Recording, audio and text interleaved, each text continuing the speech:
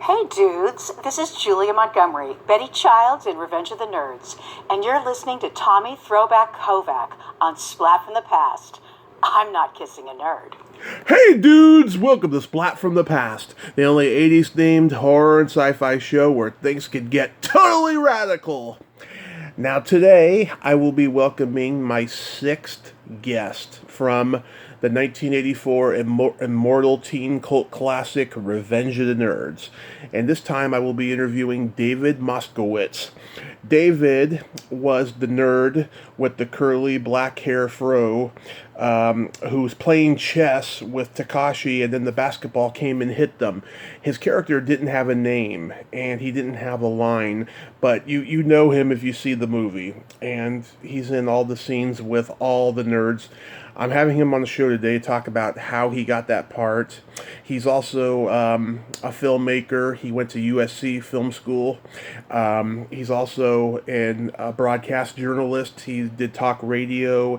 He still acts in a lot of things, commercials, etc. Teaches acting. He has a movie critique series called Mosky at the Movies, and so much more. And it's going to be great to talk to him today. And I just can't wait. So yeah, here is my interview with David Moskowitz.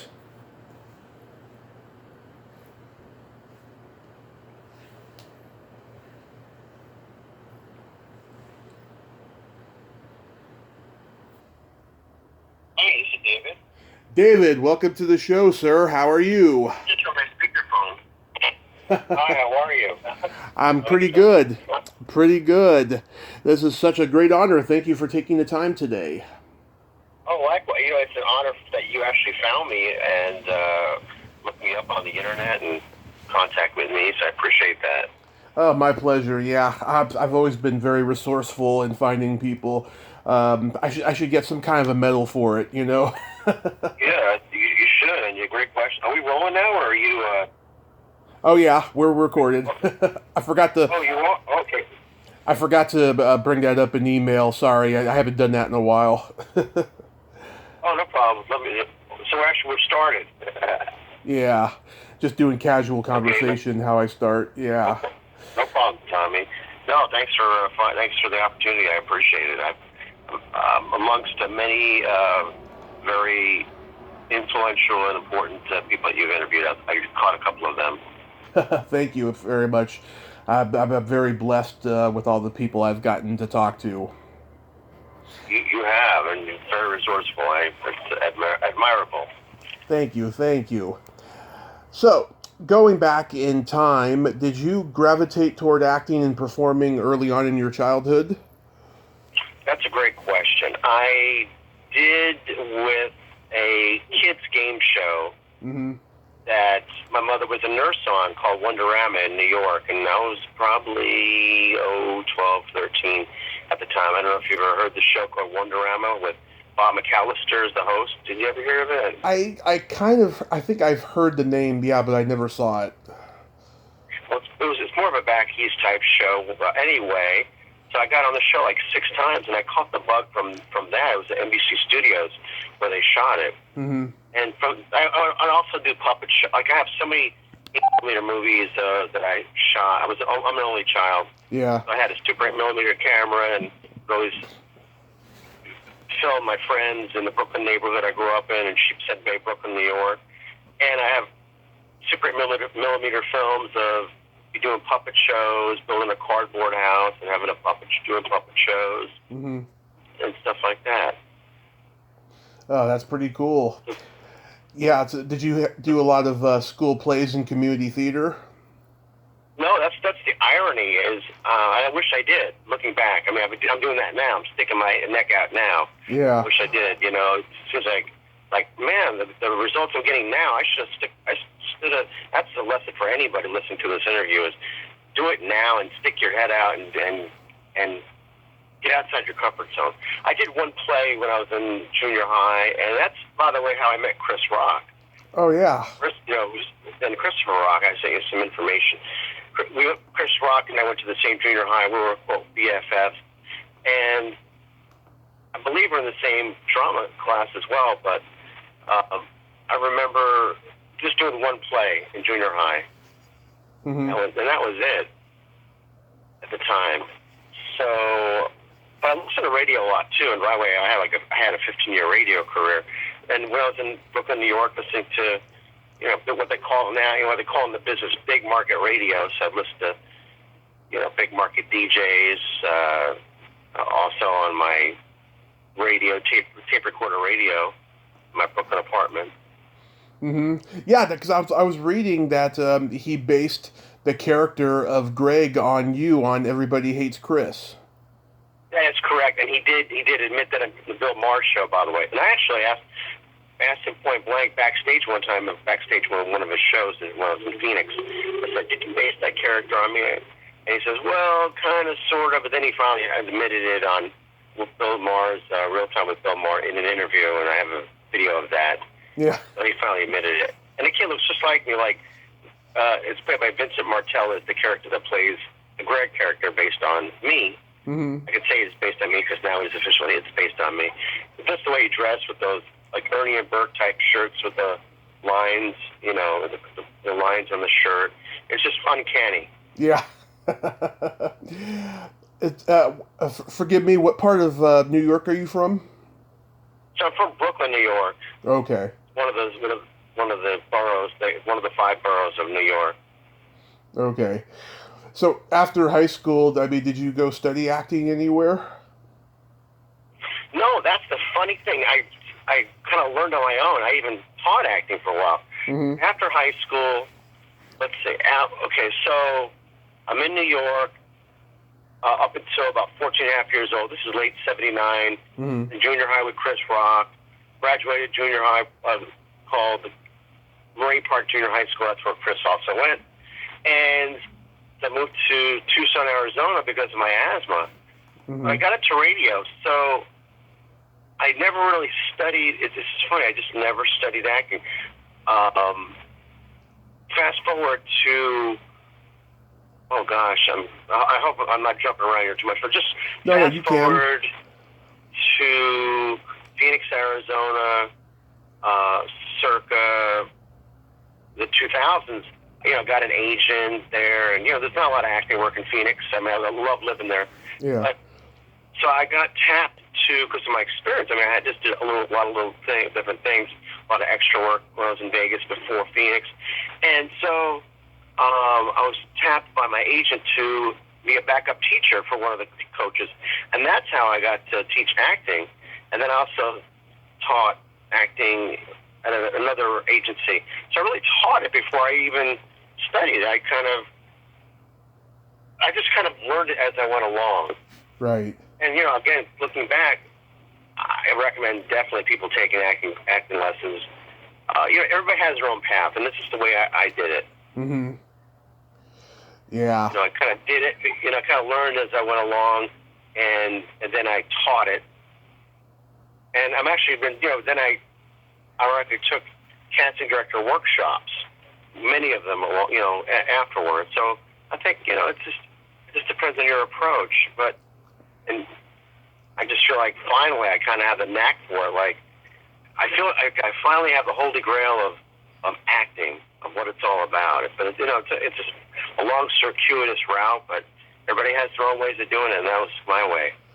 Yeah, I'm with you. I think everybody should, do it now and not wait. I made that mistake for a long time. I just had no confidence, and then the moment that I started this, I was a loose cannon the moment that I started this, that you can't stop me. I love doing this. Oh my God, you're so good. And by the way, you have like 500 of these interviews now, or 400? I mean... Oh, 961. Yeah, I mean, and how long did you... I mean, I don't mean to forgive me for sounding like I'm turning the tables and interviewing you. Oh, you can. It's free form. I'm pulling a Bill Maher here. No, I'm just kidding. Yeah. No, you've been doing this for how long? 3 years. 2017 I started. I was coming off of years of alcoholism and a bad car accident that happened in 2015, and a lot of personal trauma. I was a stand-up comedian in San Francisco for like 10 years doing open mic there, and I wasn't treated very well. It was a bad experience. And I'm sorry to hear that, especially open mics. yeah, oh God, it is cutthroat to the extreme, especially nowadays. Jeez. It's bad. Yeah, it got worse by the time I came back from my accident. It had gotten worse. Oh my God, it's terrible. This whole woke culture of of comedians shaming other comedians for what they said. It's bad. Now it's even worse. You can't say. Can I say shit? Can I say that? I've heard some of your guests say this as like curse words. Like, can I say the shit word? Oh yeah, you could say any bad word you want. Oh, that's such bullshit. Oh my, and it's such crap. Yeah. Comedian getting blistered just for something they said. Yeah. I mean, that's what comedy's all about, is to be honest, to be brutally honest, in my opinion. Mm-hmm. The way comedy should be. Yeah, it's pretty bad. Yeah. Sorry to hear you have to go through that, but look at you, with all these, almost 1,000 interviews in, 3.5, 4 years, and you had a life-changing moment, and like you said, you did, that's the whole thing. You did what I'm trying to tell people to do, trying to inspire people to do, is just do it. I did a ballet last year. Last year was a banner year for me. Yeah. 6 music videos, a ballet. I never thought in my wildest dreams I would be in a ballet, not as a dancer, but as a comedian. It was the Don Quixote, and I played Sancho Panza in it in Encinitas, California. Yeah. And I got that because I auditioned. As a side note, one other thing too, I will get sorry. I mean, get off here. The questions you want to ask me. It's okay. Is I believe serendipity is the key thing, and I mean, look at you, serendipity, deciding, that you're going to get this podcast going. And serendipity for me was I auditioned for America's Got Talent back in about a year and a half ago, February of 2019. I didn't get on it. I didn't get close. I did get interviewed for their show. They didn't use it, but I got pretty close. And I met somebody who's the ballet director at Encinitas, who said to me, "You'd be perfect as Sancho Panza in Don Quixote." And I was actually going to say no, because it's a 2-hour drive to Encinitas from Los Angeles. But we hit it off, and it worked out. It worked out fantastic, and so you just never know where things lead. But you do one thing, and it leads to something else. Yeah. That you didn't expect. That's what I've learned, because, everyone knows the old saying, you want to make God laugh, tell him your plan, I have actually believed in it now, and I've actually believed in, one thing leads to another, I mean, from doing this show, I've been offered to be in movies, I've been, oh my God. Wow. I've been, offered a lot of stuff, and there's stuff that I'd like to do that I haven't gotten my foot in the door yet, because COVID prevented it. But, I'm a firm believer in that, one thing leads to another, and you just gotta put yourself out there, but put it all in God's hands. Yeah, it's so true. Especially now, I just got a new agent. Mm-hmm. And it's I had an agent of 9, I'm saying I had an agent of 9 years, and I won't get into all the details. And it's actually a good thing that he and I parted, and we're on good terms. And I got a new agent within weeks. It's in my opinion, a better agent that has connections. He hustles. He's highly rated on IMDb. This agent, my new agent focuses on character actors. So I'm just saying, things happen for a reason, right? Exactly. So I imagine going to Arizona State, that's what led to Revenge of the Nerds. Actually, it was almost there. It was in Tucson, shot in Tucson. Right. Have you been to Arizona? I lived there for 3 months back in 2007. Oh, what part? What part? Phoenix or Tucson? Glendale. It was on the way to Arizona State. Sure, no, exactly. The irony is, I live in Glendale, California now, but yeah. I like Glendale because that's where the Arizona Cardinals play. Anyway, so I lived in. I don't want to confuse you, or your listeners, but I lived in Phoenix for 13 and a half years. But I lived in Tucson before that, and so when I was in Tucson, this is now okay. Now we're talking about the nerds. I'm in Tucson. I moved there in '79, and in '84. This is actually '83 is when they did the casting. The fall of '83. Mm-hmm. I was there in fall of '83 in Tucson, and U of A is in Tucson, University of Arizona, and that's where they shot Revenge of the Nerds, and they called it Adams College because the university saw the script. The story is, the university saw the script and said, "Oh no, we'll let you film here, but we don't want you to call it U of A or University of Arizona, but you need to call it something else." And they called it Adams College. Mm-hmm. That's how that came to be.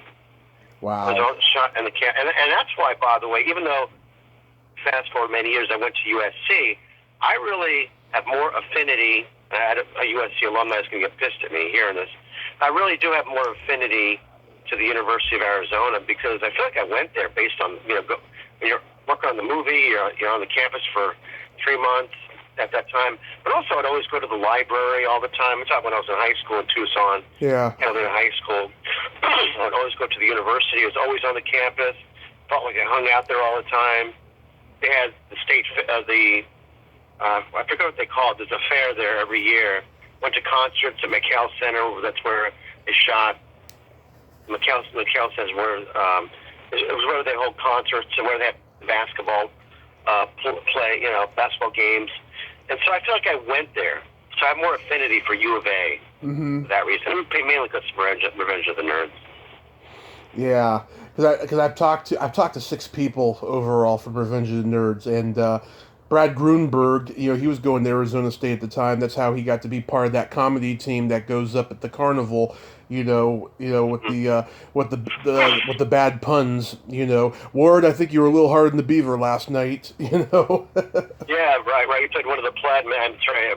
He played one of the plaid men, right? Plaid men, yes. I was looking for a word. Yeah, plaid men. Yeah. And, so he got the acting bug from doing that, and he was already born and raised in L.A., so he said, after he graduates, he's going to go back to L.A. and pursue it, and that's what he did. Oh, wow, so he moved back to Los Angeles. And you've interviewed 6 people. Have they had the same experience, the affinity for the University of Arizona, it's a certain charm about it? No, they say the same, or they say that they hit the bug, and then they decide, that's it. I'm going to decide I want to become a filmmaker or get in the film business. No, it's you and Brad who was at Arizona State that I've talked to, but the rest, Julia Montgomery, she's already a working actress by that point. Right. Andrew Cassis, he was like 10 or whatever, and Jeff Canoe, the director, and you talked to Jeff? I talked to Jeff, yeah. That's fantastic. What a great guy! I love him. Very funny, very interesting guy. Yeah. Can I just say something about that? I'm going to ask this. Go ahead. When I saw Jeff Canoe direct, when I saw him direct, that guy, I caught the bug right there. I go, oh my God, this is the first day walking on the film set, U of A, and I saw it was Gilbert Lewis and Anthony Edwards and Robert Carradine in front of this one building. And it's like a tracking shot. There's Jeff Canoe I'd met in the audition when I had to dance for him, me and the other nerds at the hotel in this banquet room. And I go, oh my God. And it's just a typical director with like a vest on and I think he had I know it sounds very directory, very Spielberg-y, but he was wearing the like a lens around his neck, Yeah. And like a nameplate, and I go, oh my God, I caught the bug right there. I go, this is what I want to do. And I went to that's why I decided I want to go to USC Film School. I go, if I want to be the best filmmaker, I got to go to the US Best Film School, and you did do research. This is before the internet, 1984, 85. Yeah. I got it to SC at 86. And so if it wasn't for Jeff Canoe and that film, I wouldn't have pursued it like I did and go to USC. I just had to mention that as a side note. Mm-hmm. Oh yeah, I'm going to ask you about USC, but yes. So you for 35 years, yeah, you've always been, to me, that one nerd, the one with the black curly fro who looks kind of like Bob Dylan and doesn't have a line. Or did you originally have a line at all? No, Jeff I was that close. If you could see my fingers. That close to getting a line in the movie, because I was in so many scenes, and a lot of my friends say, God, you're in so many of the scenes, they felt like I was one of the nerds, and I did feel like I was one of the talking nerds. So that close, it was the scene where I get like water on my head. So I almost got a scene. I almost got a line there, but I did have a nickname, Mosquito. The name Posquito. My last name is Moskowitz, so my nickname was Mosquito. Yeah. Or like a mosquito. Yeah. And so I did have that, and I was what they call a key extra. They would call me, But I really felt I was more than that, and I would always go. And looking back, I would actually go to the set on my off days too. Keep in mind, this is my very first feature film, and on my off day talking to Ted McGinley. Yeah. He's reading. Back then, there's no internet, so here he is reading Time magazine.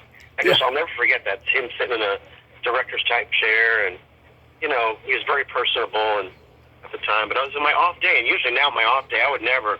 I hate to say, because I've been doing a lot, I would never go my off day to the set because I'm so used to going, Yeah. Like old hat. But then it was my first film, so.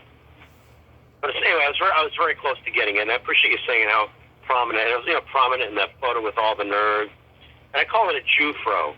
Yeah. I wish I had my hair. I was a Jew-fro. It was a perm. And what you said, I looked like. Who was the person you said I looked like? Bob Dylan. Oh yeah, I could see that. That's the first time I've heard that. A young Bob Dylan. Yeah. I would have said Jufro, but I didn't want you to think I was anti-Semitic or anything. No, I'm the only. As you said, I'm Jewish, so I'm only. When you're Jewish, you could say that. So it's like a Jufro. Yeah. Which I had it. Had that hair. Yeah, and then there was that other guy. He had like curly blonde hair and a fedora hat, and he didn't have a line either. Right. Yeah. Right, but he was in it a lot. He was. I think his name is Ted. The short guy, right? Yeah. The short guy. He was in it a lot too. And a lot of people, let me just say this, somebody on YouTube just reached out to me recently and said he wished, this is a great idea, he goes, he wished there was like side shows, side films, side projects based on the other nerds like us. I go, what a great idea, boy. That was a great idea. Yeah. You Yeah, the moment when the basketball hits you and Takashi during the chess game is hilarious. How many times did you guys have to do that? I think we did it maybe 3 times. That's a great question. It was 3 times, very spontaneous, Mm-hmm. and it was really quick. And, just I acted, naturally, like I'm really playing the game, and all of a sudden, damn, the basketball hits the damn set, and like, what the F, Yeah. What the fuck, right? Yeah. Say that on your show. You're not FCC regulated, so I could say that on your show. Yeah. So it's like that, and so I'm very proud of the work I did on that because it came out naturally. It looked natural, looking back and all the. I would say 3 times, and they're all nice too. Takashi and Tim Busfield, Anthony Edwards. Got to talk with him a lot during the set, and all those people on the movie and. And who else? I was just going to say, Tim Busfield, Larry B. Scott, but they all became so well known. James Cromwell, John Goodman, that's the name I couldn't. And they also became so well known. Many of the actors, which was just an amazing thing, to see. Yeah, there's so many great actors in that movie, and the funny part is too, they got actors to play nerds. They didn't have real nerds in the movie, and that guy Eddie Deason, who was in Grease in 1941 and all those movies and stuff. He gets asked all the time why wasn't he in Revenge of the Nerds, and he says because I'm a real nerd, and they wanted actors to play nerds. That's true. Like Anthony Edwards is really not a nerd. Or Robert Carradine. But boy, how brilliant do they play the nerds, right? Or Tim Busfield. Yeah. Or even Curtis Armstrong. Curtis Armstrong's brother. Or Larry B. Scott. He played Lamar, the gay guy. Yeah. He played a gay guy. Back then, it was like that was unheard of. The '80s when if you're gay, like oh my god, Now it's like there's so many gay people, it's not a big deal anymore, but. But to play gig, and I believe Larry's straight. I don't, and Brian Tochi. Yeah. Like you said, Takashi, and He's not a nerd at all. A lot of these people.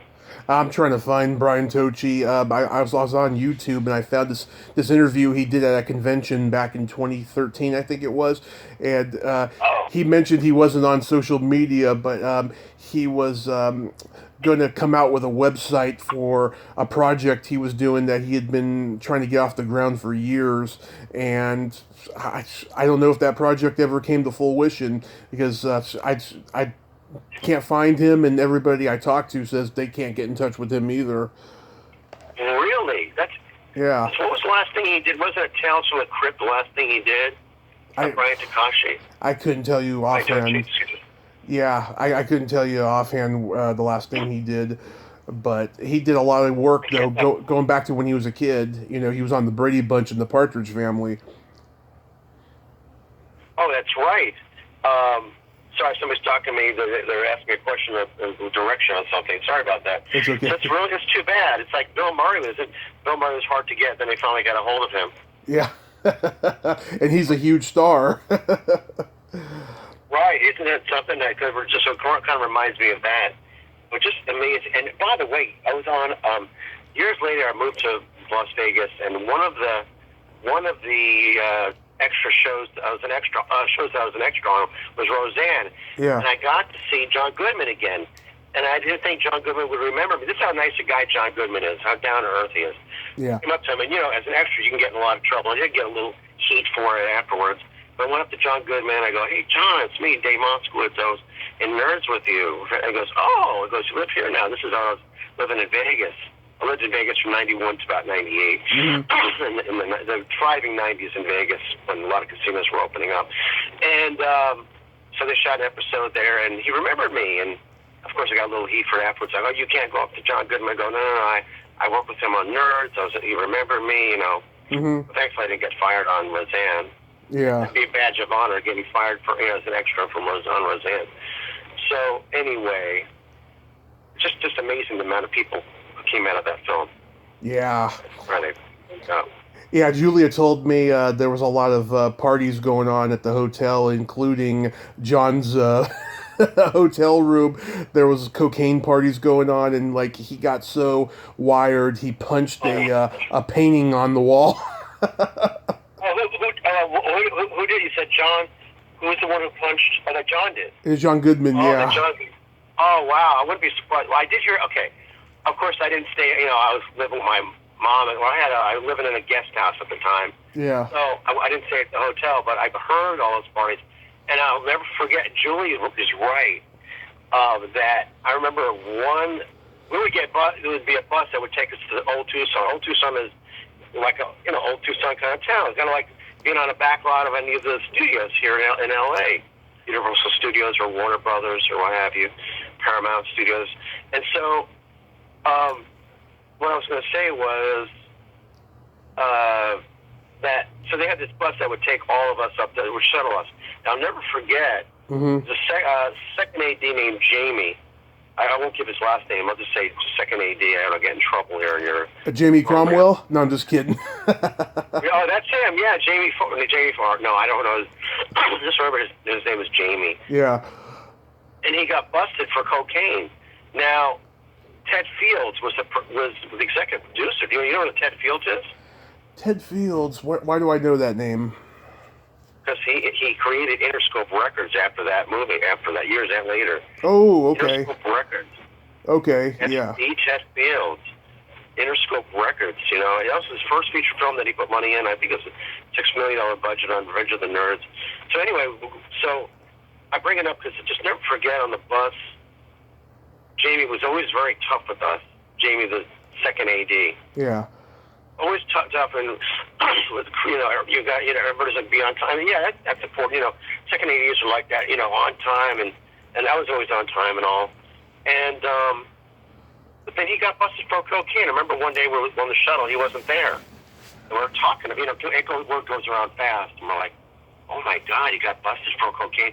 So he didn't get rearrested. Now he just got fired, which in my opinion, my personal opinion, that's a good thing. That just it's hard. It's shameful enough that you get fired on a major film like that. Everybody knows about it, and then to have be prosecuted if you had you know what I'm saying. There wasn't any he wasn't prosecuted for it. You're cocaine. Before it was just he just got fired. It's like, oh my God, really? And here he is getting. It's the irony of him getting on everybody else's case, right?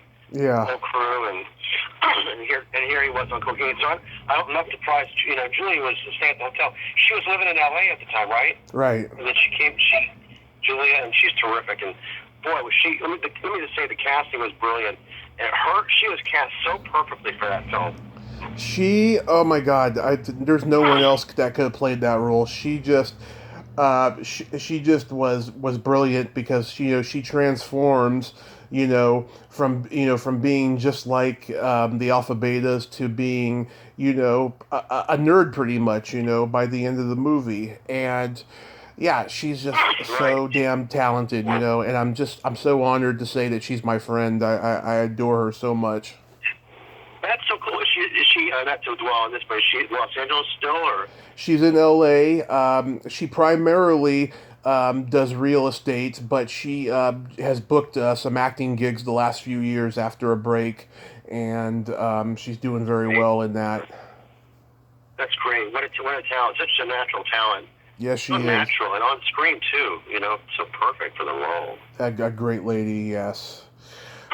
And I met Robert and Curtis 3 years ago. I was at Son of Monster Palooza, the horror convention in Burbank, and for some strange reason, I guess they couldn't get some horror movie people at last minute for some people who canceled, so they got Robert and Curtis because they were very heavy on the Comic-Con circuit at the time. And Robert was a great guy. He told me that some girl that he worked with 30 years before came to him and he didn't recognize her because he remembered working with her and she was really hot, he told me. And he was Lewis in that moment when he told me. It was pretty funny.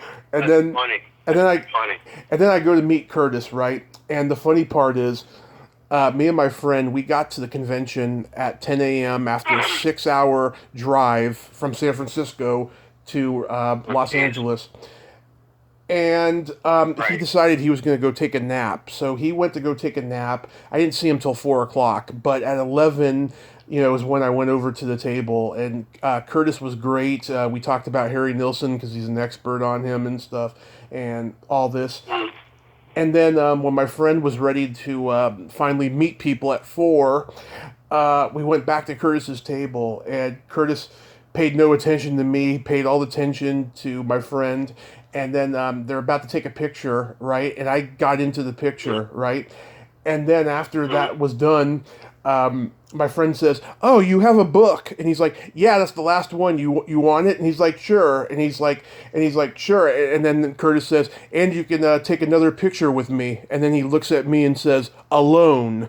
And then I was like, "I'm sorry, sir. I'm sorry." And he's like, "Yeah, I met you earlier today or something, right?" So they take the picture, no problem. And then Natasha Henstridge, who we were at her table before, she kind of stood up for me. She was like, "Hey, be nice to him. He's a nice guy, And he was saying, "I'm a businessman, or something like that." I thought that was really, really strange. Yeah. That's cool. So, because maybe he met you earlier, so he thought, I met you earlier, so therefore now he's spending more time with your friend. Is that what it was? It was like that. Yeah, I thought that was just kind of odd, But actually, though, we actually he actually lightened up a little bit. Though we were laughing at the picture of him when he's wearing that T-shirt, "Give head till I'm dead." I just pointed that out. I pointed that out, and he was laughing about it. So it was okay. Yeah. Was that now the book that he wrote? Was that the one about nerds? Because he wrote about. Oh, he wrote about his whole life. His whole life. And I have a copy of the book. It's pretty good. Okay, because I've been meaning to buy and read it, and especially about his nerds. And then they had that. You remember they had the nerd game show? Yes, they had a reality show, right? Right, based on that. Remember that? It was, I think, him and Robert Carradine were trying to put that together. Is that right? Well, yeah. It was the two of them. They were mentoring, future nerds. Is what the show was. Right. Yes. Well, Curtis has really been involved, and I haven't. It's ironic, and I kick myself for this. Yeah. I think I've seen him around town in Los Angeles, and I remember even I was on the patio of Cheesecake Factory. Yeah. Here in Glendale, right? Mm-hmm. And it's a nice shopping area. And I think I saw him walking by one day. I'm on the patio. I'm like, holy shit! There's Curtis Armstrong. I should have went up to him. I do regret it. I think I once saw him driving to one time down Los Feliz Boulevard. So I regret not going up to him afterwards. I'm sure he'd remember me, with the nerds and. Yeah. So, but he was older than he looked. He was. One thing about Curtis Armstrong, he always looked older than he looked. He looked, Yeah, he shot it just before his 31st birthday. And he looked like he was 18 or 19 or in his 20s, right? Yes, he was 29 when he did Risky Business the year before. I'm saying he's 29 when he did what? When he did Risky Business. Oh, wow, right. Yeah. That's right. He's done some major stuff. Yeah. Totally. He's done a lot of good stuff. Yeah, and then, of course, when he did Moonlighting, I believe, right? Curtis did. Yes. Yeah, he was there by the third season and there till the end. Mm-hmm. Yeah. Right. How fun was it to do the musical number? So say again, How fun was it to do the musical number at the carnival? That's a great question. It was because that's one of the highlights for me of that whole movie, doing it. It was so much fun. I think we did like one rehearsal. Yeah. I think the other guys did more because they had more to work with. I remember talking to Timothy Busfield and saying, because I play guitar, and he took lessons. He had to take violin lessons, and Curtis Armstrong had a guitar. And I think they'll let me play it a little bit. I remember asking Timothy Busfield, did you ever take lessons? Did you ever take lessons? And he goes, no, this is the first time, Mm-hmm. But it was so much fun. I remember doing a little rehearsal on that. It was only clapping that we had to do. It was just such a fun thing to just be on stage like that with all of us and to be almost like a part of a real talent show in the school. To be part of that, really felt that. I've never did that before. Again, I should have been looking back kind of like you. You just, now it's life is short. Stick your neck out now. You never know how far you can go. Right. Where things can take you. It's serendipity like you. You did open mics. You did other things, and now you led to this. And who knows where you're going to be with parts or what have you. And maybe you'll have your own TV show someday. I hope so. I want to be a horror host. I have this persona of the fanboy, politically incorrect fanboy, Tommy Throwback Kovac, and I'd like to do it on a horror hosting show. And I made an attempt last year to do it. I had a former comedian friend of mine sign on as producer of we were going to shoot it, and then he backed out 3 days before. We got into a huge fight, even bigger fight. Shoot. We got into a much bigger fight this summer, which led me to delete him from Facebook. But I am gonna do it. In fact, I have a friend coming on the podcast tomorrow who is going to be involved in it, and she has a cable access station that she is a board member at. I'm gonna talk about it with her tomorrow. So hopefully, absolutely, and now it's so easy to do. You can do it with an iPhone. You know what I mean? Just in a studio with a green screen, you can do it. It's just so easy to do. Well, I wanted to. Yourself. Yeah, well, I wanted to look good because there's a guy in the Bay Area who's a complete fraud. I had him on the podcast without knowing what a fraud he was. He does this really amateurish looking show, and he's done a lot of bad things. I found out later and stuff. I don't want to be compared to him. I want the show to look really, really professional and good. You know what I mean? Yeah, top notch, exactly. High caliber. Yeah. Oh, I wanted to ask you. Go. Oh, go ahead. I'm sorry. I went on a tangent, but I love. Oh no, it's okay. It was fun to do that. Yeah, but eventually I'll get it done though, and I'll let you know. But I wanted to ask though, how many takes did Andrew throw paint over your head? Oh, how many takes? I think that was like 2 takes. That's it. Because that's a key scene for me as well. Yeah. That's right. That was a key scene. I even told him, I said, don't worry. I think he may have felt guilty. I go, because Andrew and I had a great relationship on set. I got to talk to his mom too, and because we're both from New York. Yeah. That was like when you do a take like that, that's like one take, man. Like, you know what I mean? Because you can't dry your, because you know how it's going to take a while to dry yourself off. It's like literally one take. I'm like, oh, you know. Yeah. I think we did it in one take, 1 or 2 takes. That's it. Yeah. It was simple. It was fun. Like, great. I get more. See, I didn't mind that a bit. You know, I'm like, oh, this is great. I get more screen time. I think the other nerds. I'm talking about the other. Let's say the other nerds and the other ones that didn't have speaking parts or were key nerds like me. May have felt a little jealous. I kind of sensed that a little bit, understandably, because here I am getting this, you know, like the chess set, the paint. You know, I get to be featured in on the stage when we did, like you talked about the stage performance. Yeah. You know, so I'm very lucky, and I caught the bug. I just wish I got a part. You know, the second movie and the third, I tried really hard to get a hold of the casting director, the casting people. Yeah. Just looking back, you know, I wish I tried harder. Even still, you know. Yeah. One thing to this business, you can't. If you looking back, I think you take a no once, and yet you go, oh, you know, like normal life. You hear a no, and you go, okay, that's the end of it. But in the film business, and without being a pain in the ass, you really got. I think I should have found other ways to try to get on part two. You know, the second movie and the third movie. Yeah. Which turned out to be clunkers, but. Well, there was 4 overall. Oh, 4 was 4 of them. Yeah, okay. Yeah. I remember I think one of them turned into a TV show, or they're trying to get it. We always joke about, okay, we'll save it for the TV show. There's always the joke about that on the set. Yeah. Well, they tried to turn, the third one was supposed to be a pilot, and then the pilot didn't sell, right. And then they decided to make another one just to bookend it, you know, a happily ever after bookend, and that's what happened. Right. But after... Yeah, but after Revenge of the Nerds came out, though, you mentioned, you know, you were doing extra work and you went to USC. Did it become very difficult to get acting gigs? That's a great question. It took a long time to finally get to where I'm at now, or now I'm getting the acting gigs. You know, because I created this momentum now where it's like, now, you know, I've done 12 music videos in the past 4 years recently, but that was tough. I'll tell you why it was tough. First of all, USC is the best film school ever, and I know UCLA is great as well. Mm-hmm. AFI, one of the top film, and I hear Northridge has good school, and NYU. So those are the great film schools. But coming out of USC, you know, I was trying to get other jobs, you know, film, like production jobs, and I got PA jobs, but then they kind of dried up because of the recession at the time. Mm-hmm. It's almost like, it's like now, the kind of the feeling of things stopping.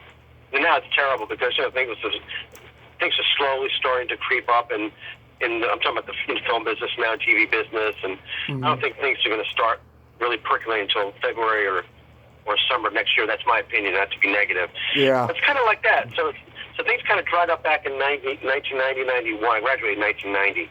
So back in 1990, 91, it was really tough I was getting a lot of PA gigs, a couple of PA gigs here and there, but then it dried up, I remember. I worked for people like Robert Evans. I even worked for my spring break on the Doors movie, Oliver Stone's The Doors. Yeah. I have a friend who was in that movie. She played Edie Sedgwick, Jennifer Rubin. Okay. Yeah. That was a fun show. That was quite a learning experience too. You know, Oliver Stone, with him, see how he directs. That was another interesting experience. Yeah. But did it take? Yeah, it took years to find. In my case, the weirdest thing, people go, "You haven't done anything since Nerds." I mean, you know, you haven't done. No, now I'm doing a lot of stuff, so it's a different story now. Yeah. You know, you haven't done.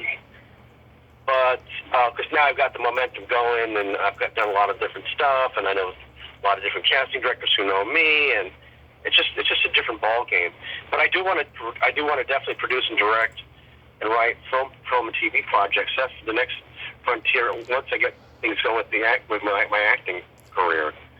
Mm-hmm. No, that's great. I mean, I can tell, you know, by all of this, I mean, how inspiring you are, David, because people shouldn't give up on their dreams.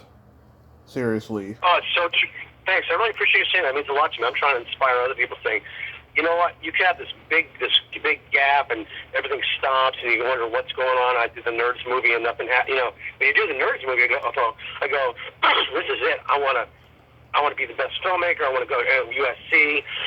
Excuse me. I talk a lot. Sometimes my throat gets a little clogged up. Anyway, and go to USC.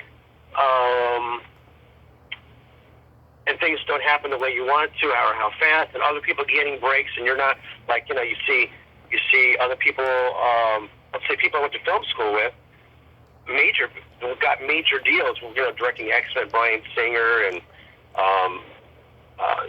John Singleton, Matt Weiner, who did Mad Men. So you see these people that you went to school with, who you knew, getting these big breaks. So the key is, it is persistence. You hear that word, persistence. Yeah. Now, I mean, I was in 4 years ago, Justin Timberlake's "Can't Stop the Feeling," which has over 1 billion hits.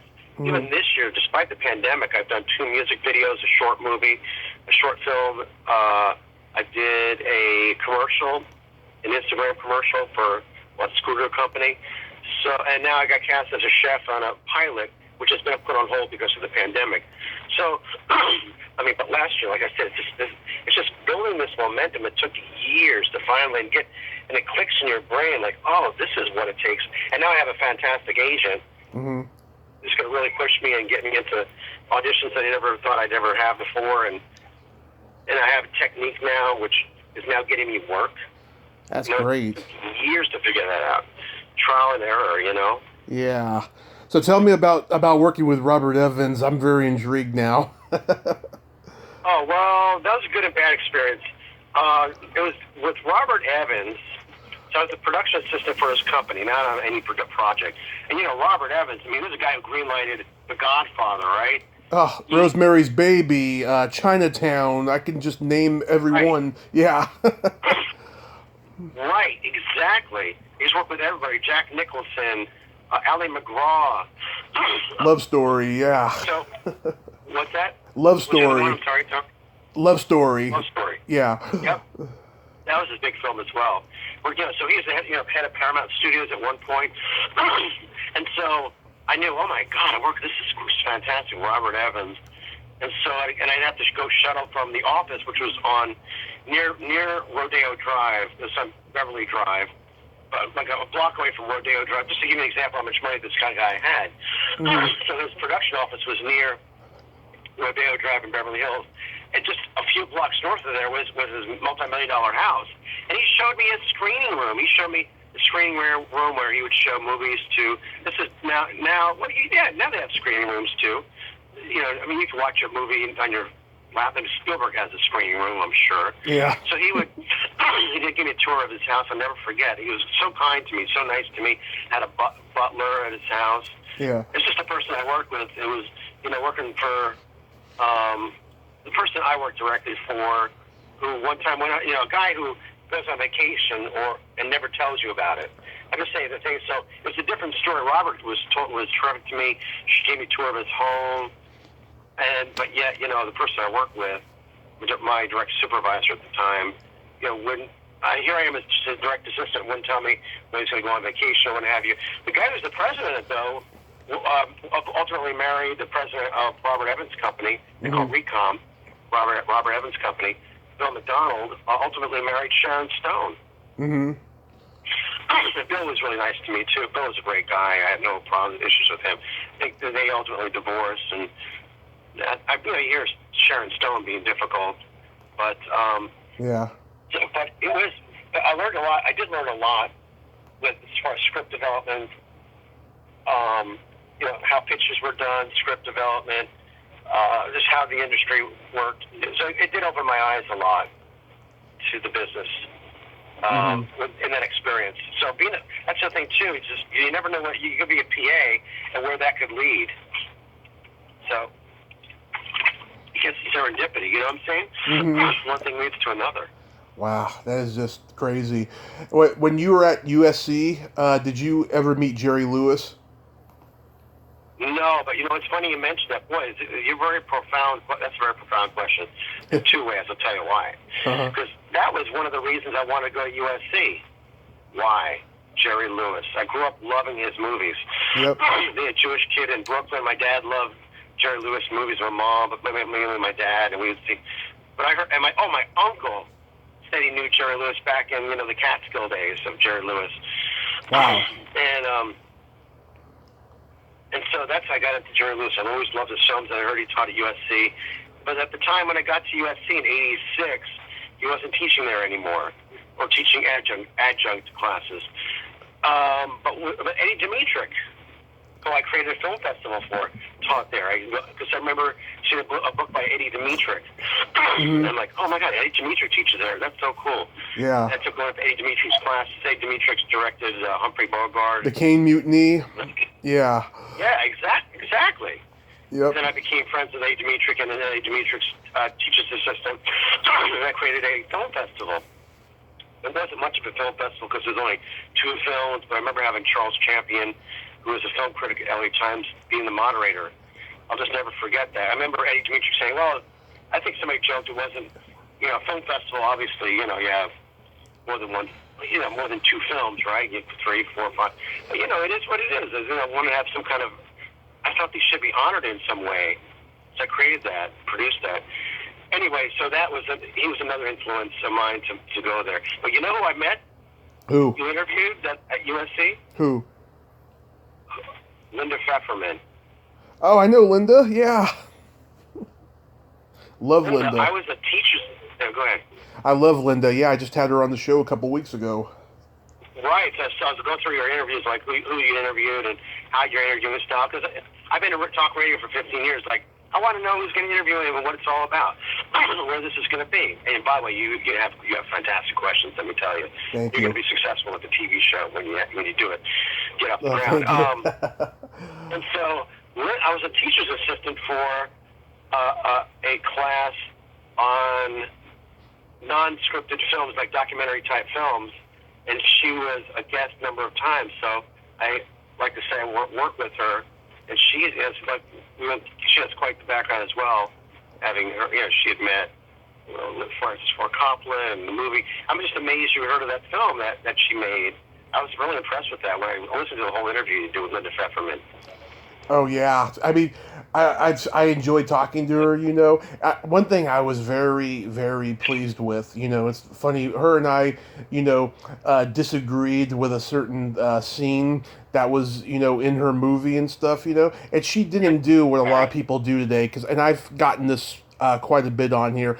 We live in this era now where if you disagree with somebody, you shame them and disrespect them and what have you. And I've had that on here and stuff, but she didn't do that. She was just a class act, and I really, really respect her.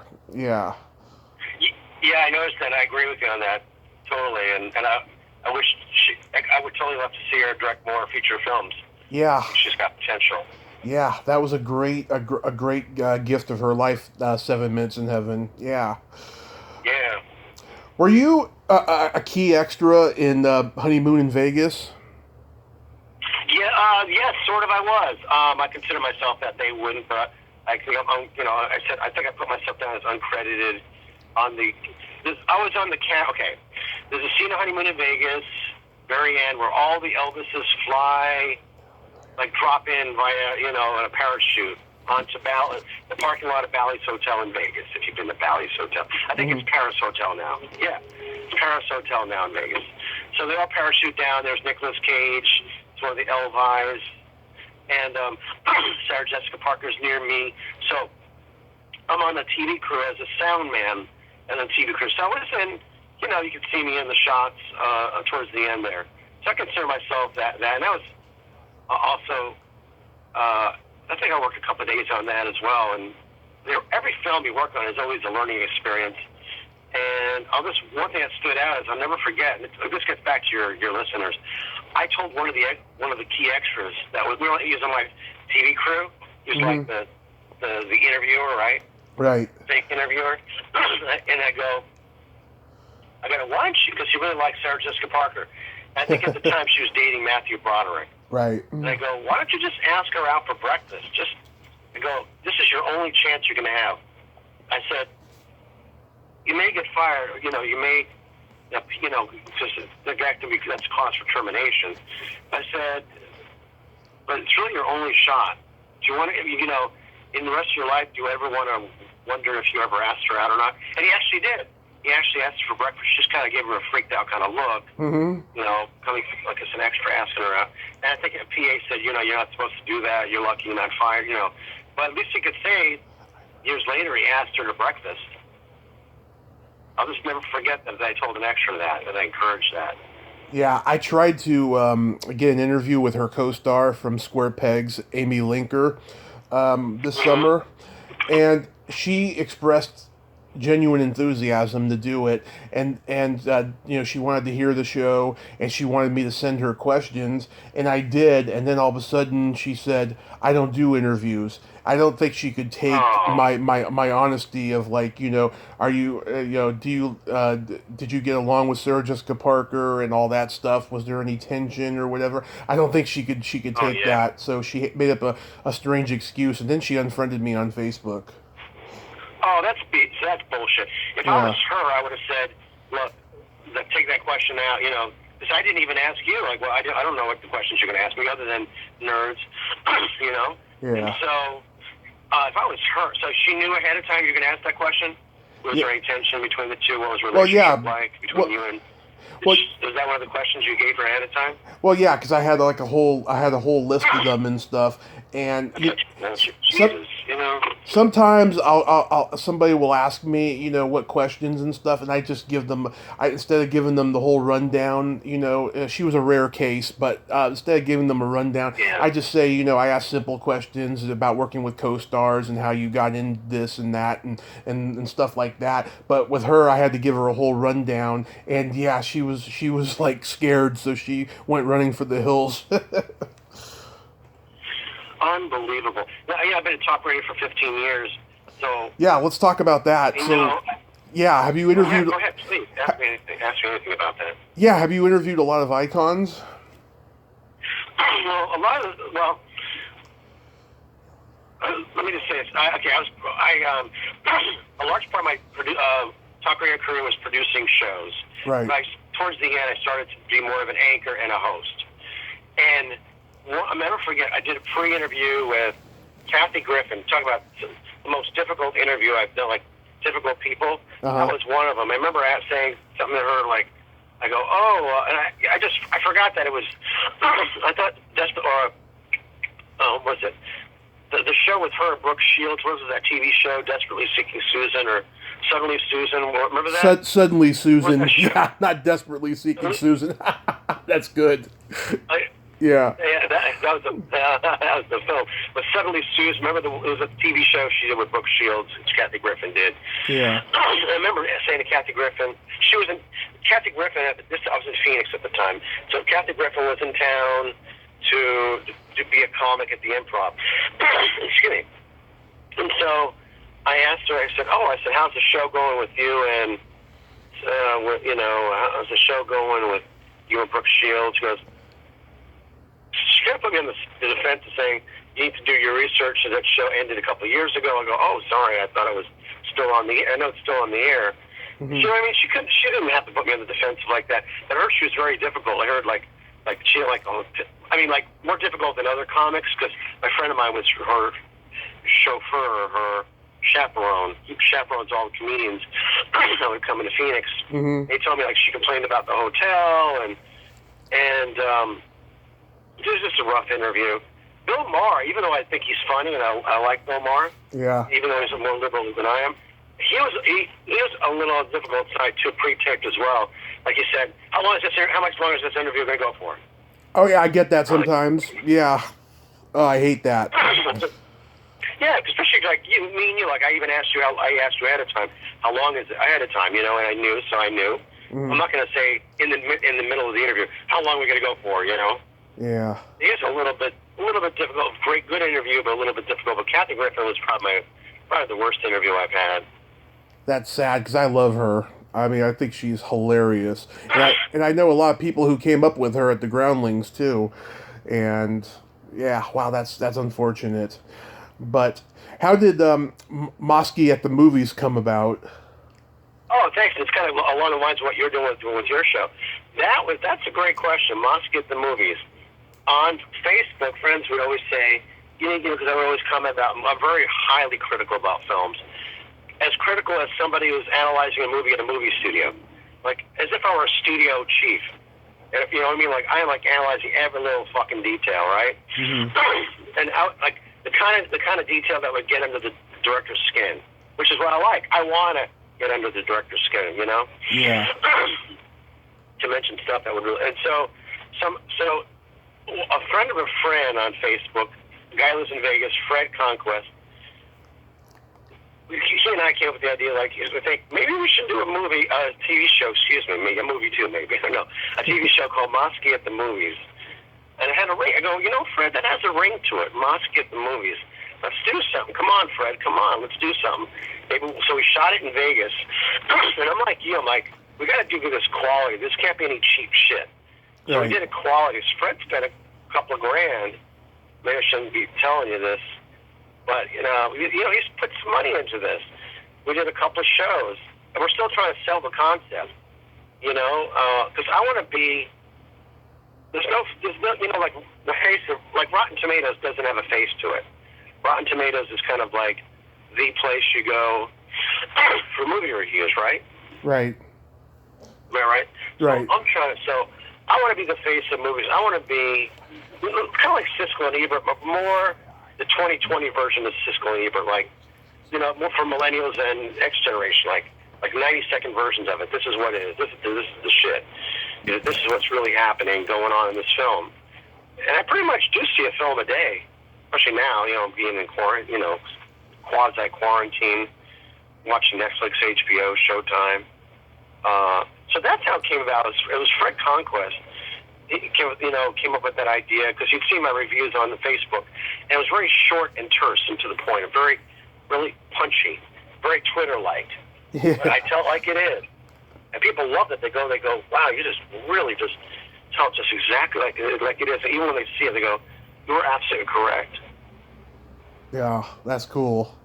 Yeah, people have been. You should do it. Yeah, that's quality. Oh, people have been telling me for years that I should review movies, but the funny thing is, I see the good in every movie, no matter how bad it is. I think that making a movie is a gift that not everybody can do in terms of, connections and money and so forth. Yeah. Totally. I think, even though the worst movies are good, because they didn't know that it was going to turn out bad unless it was a bad experience making.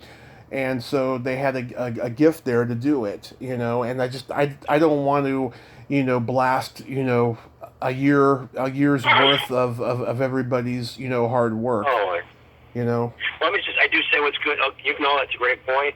And it is a gift. It's like, it's a miracle movies get made, as they always say.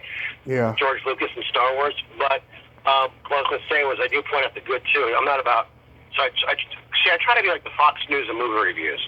Like, I'm going to be controversial. I'm going to tell you, I have the balls to tell you, like, the movie The Joker. Like Joker, the character was great, but the movie wasn't so good. The story is going to bore you a little. I'm giving you an example of how I'll review a film like The Joker, something you probably saw.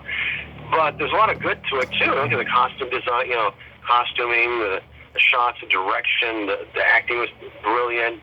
Won an Oscar for that. So there's a lot of good. Listen, the film score, pacing. There's so much that I look at, but it helps me as a filmmaker personally as well. What I mean? That I know where the flaws are going to be. So I don't just look at the bad, but I do tell it like it is. That's good to do that. That's very good to do that. So yeah, you sent me this list of things that you have coming up. You're going to do a pilot called Lunch and Learn. Yep. Yeah, that's on hold. That's the one that's on hold because of I'm going to play an Italian chef. It's a pilot. It's on hold because of the pandemic, so who knows when they'll get off the ground, but it will. I'm sure it will. And the lady that cast me in that, by the way, this Russian lady cast me last year in a music video. So she remembered me. She remembered how funny I was as a chef then. So you never, it's just one thing leads to another, and I believe in building momentum. It's just exactly. I auditioned for everything. Yeah, you got to, and then as soon as you're done, you just got to walk out of there and forget it, and if you get it, you get it, don't dwell on it. Oh, yeah, because believe me, there's been times, yes, I've learned to do yes. It took me a long time to do that, but the first is like, oh, you're taking so personally. You think, oh my God, I killed it. I did so good. Why didn't I get it? What it amounts to is you just got to go in there and maybe looking to see how you look with somebody else. Right. You know what I mean? I may have killed it, but you got to keep. If I keep going in, and you got to keep getting up to bat. That's the key. Mm-hmm. And also, you guys, a COVID-19 Instagram commercial called Spin Scooter.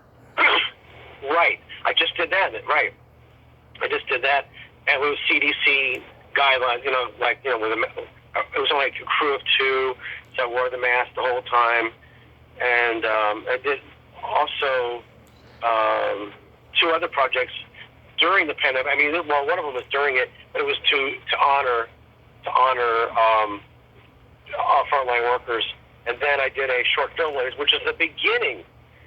That happened at the beginning of the whole pandemic in February, when the shit was hitting the fan. Can you imagine? Yeah. And Hillary Roberts' Just Let Go video. Yep, love that. That was where I did some dancing.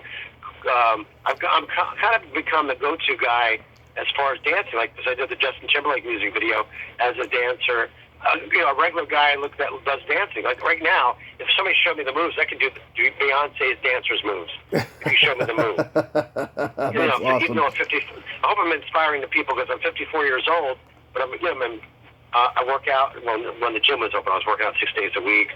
I'm not, I'm still, I'd say pudgy, but I'm in decent shape. I can move. I'm relatively healthy, and so I could do dance moves.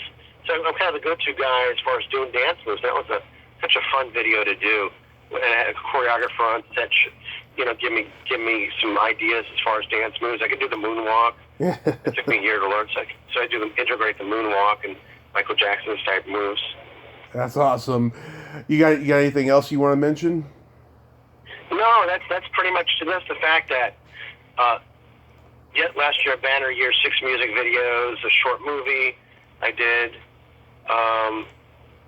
A ballet, 2 industrials I did last year, and this year just 2 music, still despite the pandemic. And I got a great agent now, so I'm excited for the future. The future's scary because it's like you wonder, when is it going to pick up? If you're in the business, you go, when is it going to pick up? Even the union doesn't know. I think the guidepost is the union. I'm talking about the film union, and yeah, they're trying to come up with guidelines for shooting and having a COVID advisor on set, which I think is a great idea. Mm-hmm. And so, in LA County, you're allowed to shoot. There's permission to shoot, but not a lot has been shooting just yet. A lot of people are gung shy, so it's gonna take a while. So my agent thinks maybe who knows, maybe that's right. This is September already, September 2nd, but it could be mid to late September. I'm predicting February, when after there's a vaccine. I think things will start to pick up after that. Yeah. So I'm guessing. Yeah, I'm hoping it's going to be done by spring. I just need to get back to life and stuff. Our gym here at my apartment's been closed. I was on a diet. I lost like 25 pounds, but I need to lose a lot more. Right. Oh, I need to lose a lot more. I'm morbidly obese right now, so I gotta do that. Oh. But at least you're working on it. At least you're aware of it. And you're working on like a former roommate I had who was, really not doing anything about it. I lost. Yeah. No, you're doing something to it. Yeah, I lost 130 pounds back in 2007. I was on a really strict diet. Thank you. I was on a really strict diet back then. I was younger, of course, and now I got metal in my leg and a stent in my heart because of my accident. It's a lot harder now than it was then. Sorry. Yeah. But you're moving forward. Look at you. You never know that talking to you. You got such great enthusiasm, great energy. You're positive. Look at all the people you've interviewed. You've got such a great thing going. And doing Moscow at the movies, you should totally keep pursuing it. Like I said, do quality. Even just one pilot episode quality, so you can try to sell it and Yeah, I just want to do a pilot. I don't care about the rest of the episodes. I just want to do a pilot and get it out there so people can know what I can do. You know what I mean? Yeah, and then if I were you, I would, maybe you thought about this, because there's so many horror conventions, I would think maybe you can get investors that way. Like you have a booth or something, you show your show and Oh, try to get investors that way. I've tried. I've tried to have my own booth at conventions. I'm trying to get to be a panel host and stuff. There's so much politics behind the scenes because all these convention promoters are millionaires. It's really really tough. And just I'm not a guy who follows or jumps through the hoops to kiss ass or all that or any of that stuff. But hopefully I can be lucky and get to do all that. Maybe just takes that one convention or something, Yeah. What about, what if you even advertise it? I wonder if you even advertise in a convention book, you know what I mean, a program. Maybe, yeah, maybe. I hadn't thought about that one. Just some thought. But anyway, at least you get it on YouTube, you get it going, and get it started. Bottom line is just doing it. That's the thing too. I want to tell people, it's a book. Okay, there's a book I read called "Fail Fast, Fail Forward." Yes. And this really was a game changer in my life, and maybe a game changer for you too. Fail fast, fail forward, which is you got to you fail upward. This is what they do in Silicon Valley. You fail as fast as you can to move upward. So you learn from the failures and you tweak things. So you're moving upward. That's what Moskowitz, the movies was for me. Like the first one wasn't the best show. Then it's like, oh shit, this is what we need to do. Shorten this, do this segment. I need to interview people coming out of the theater, not just for me. What are the people? This is what I'm saying. I'm brutally honest. But what are these people saying? How's my, what I mean? Like just different versions of it and keep it short and sweet. That's how, where we put the commercial, do it 2 minutes. Shows don't have to be half hour or an hour. It could be 2 minutes or 5 minutes. Right. But just doing it. You just do it. Then it's ready, fire, aim approach. Ready, fire. You see where it lands. You go, oh shit, I missed the target. But this is what now. My eyes are open. This is what I need to do. I think with acting, that's the way it's happened with me. Now it's like, okay, now I get it. And this is how I need to relate to people in the business as well. I like that analogy. Ready, fire, aim. Yeah, ready, fire, aim. I wish I came up with that. I think it was, I forget who came up with that, but ready, fire, aim. It was, I stole it from, a book I read. I can't remember, I wish I knew the guy. Mm-hmm. So that's all I got to say, but it was really an honor talking to you. I can't wait to post this to my social media and get it out to everybody. Yes, David, thank you so much for coming on today. Like I said, you're very inspirational. And yeah, yes, keep me in the loop with your projects and everything. If you ever have anything you want to promote, you can always come back on and promote it. Oh, thanks. I appreciate that. I definitely will do that, Tommy. Thank you for having me. It's truly an honor. You reached out and very flattered on that you have me on. Thank you so much. My pleasure, sir. You have yourself a great day and stay safe because we need you. Oh, I likewise, you too. Good luck with everything, your projects. Thank you, sir. Tommy. All right. Bye-bye. Take care. Take care. Well, there you have it. David Moskowitz. Ain't he a cool dude? Oh, what a nice guy, huh? And I like talking to him. Very inspirational. He's going out there and kicking ass, following his dream. If you like this video, everyone, please subscribe to my YouTube channel. Add me as a friend on Facebook. Join my Tommy Kovac comedian page on Facebook. Follow me on Twitter and Instagram and all that fun stuff.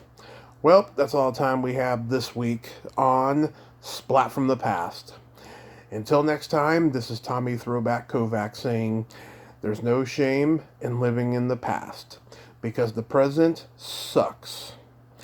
Later, dudes.